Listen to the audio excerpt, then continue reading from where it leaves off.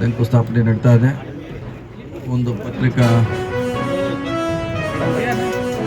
ಭವನ, ಇನ್ನೊಂದು ತೋಟಗಾರಿಕೆ ಕಟ್ಟಡ ಭೂಮಿ ಪೂಜೆ ಕಾರ್ಯಕ್ರಮ.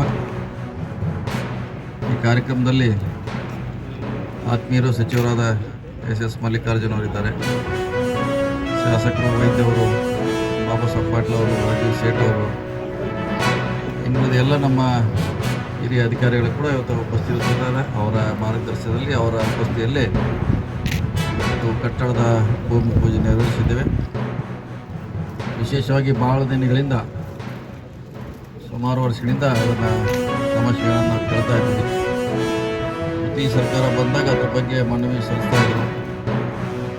ಪರಿಹಾರ ಮಾಡಲಿಕ್ಕೆ ಸಾಧ್ಯ ಆಗಿರಲಿಲ್ಲ. ಅದನ್ನು ನಮ್ಮ ಜಿಲ್ಲಾಧಿಕಾರಿಗಳು ಎಲ್ಲ ರೀತಿ ಸಮಗ್ರವಾಗಿ ಚರ್ಚೆ ಮಾಡಿ ಇದನ್ನು ಶಾಶ್ವತ ಪರಿಹಾರ ಮಾಡಬೇಕಂತ ಒಂದು ದೃಢ ಸಂಕಲ್ಪ ಮಾಡಿದ ಹಿನ್ನೆಲೆಯಲ್ಲಿ ಇವತ್ತು ಭಾಳ ಬೇಗ ನಮಗೆ ಜಾಗ ಬರ್ತಿದೆ. 25 ಲಕ್ಷ ರೂಪಾಯಿ ಅವರ ಅಕೌಂಟಲ್ಲಿ ಕೂಡ ಕೊಡುವಂಥ ಈಗಾಗಲೇ ಭರವಸೆ ಕೂಡ ನೀಡಿದ್ದಾರೆ. ಇನ್ನೂ ಕಟ್ಟಡಕ್ಕೆ ಹಣದ ಅವಶ್ಯಕತೆ ಇದೆ. ನೋಡೋಣ ಯಾವ ಇಲಾಖೆಯಿಂದ ಯಾವ ರೀತಿ ಕೊಡಬೇಕು, ಅತ್ಯಾಧುನಿಕ ಆಗಬೇಕು, ಅದು ಒಳ್ಳೆ ಮಾಡಲಾಗಿದೆ.